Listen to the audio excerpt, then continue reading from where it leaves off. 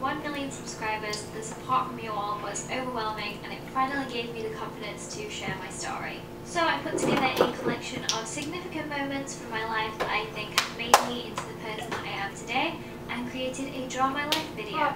Once again, thank you for all the support throughout the past few years of my life, and I hope you enjoy this video. So it all started with two human beings, my mum and my dad.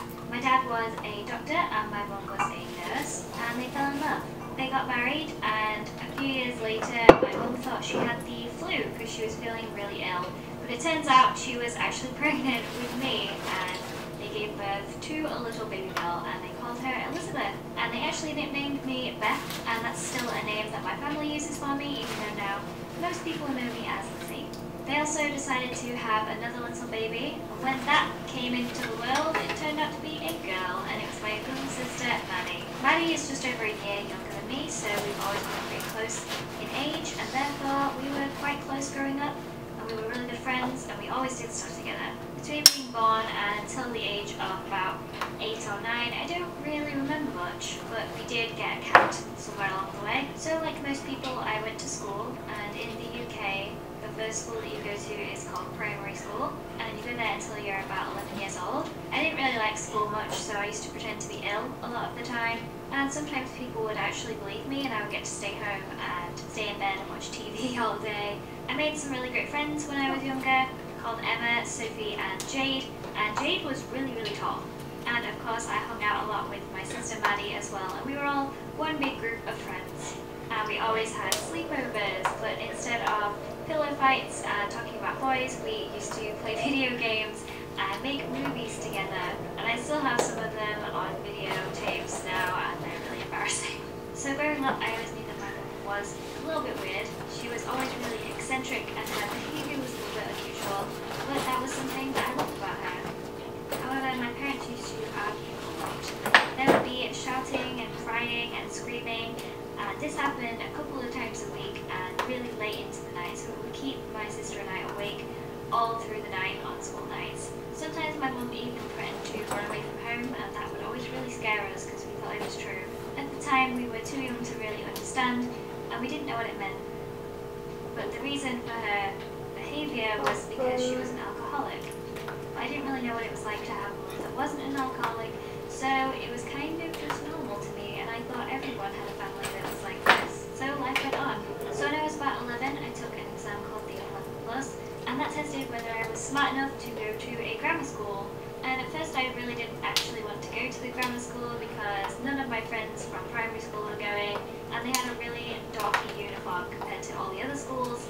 But looking back, I'm really glad that my dad encouraged me to go there because I got really good grades, and it was a really nice school. There wasn't a lot of bullying, even though I was kind of a late bloomer and I always considered myself to be ugly in school. I was never bullied for it. Throughout my years in school, I was always really shy, and I would hardly ever bring friends home because my house was such a mess.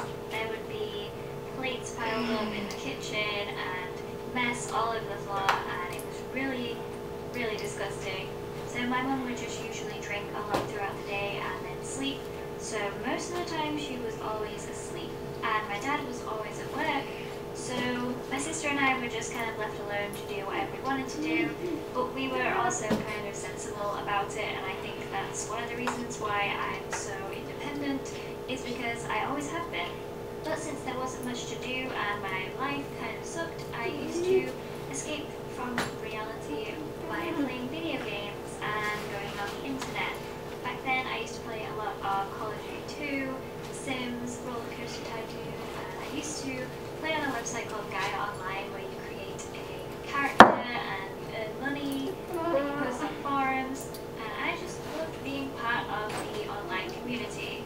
So about halfway through high school, my dad moved out from our family home into a small home on his own, shortly followed by my sister who moved in with him, which left me alone with my mum. I didn't mind because I wanted to stay home and look after my mum because she wasn't really able to look after herself anymore.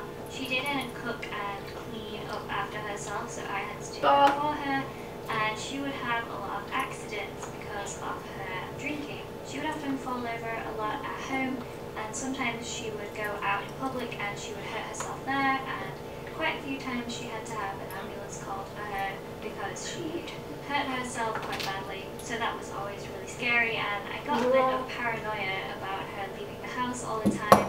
I always thought that she would hurt herself and not come back.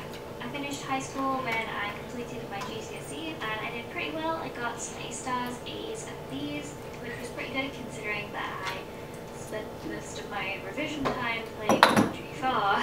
But I decided to go to a new college where I didn't really know anyone, and it turned out to be great. I made a load of new friends, and it was a completely different world from the grammar school that I'd been to. During this time, I kind of came out of my shell and I became a little more confident because I got braces, which sorted out my teeth, which I was really self-conscious about, and I found my style, how I wanted to dress, and how I wanted to style my hair. My new friends were really into partying, so I actually went through a party phase, and I used to go out almost every week with my friends to a house party, but after a while I got a little bit bored of all the partying, and I settled back down into playing games on my Friday and Saturday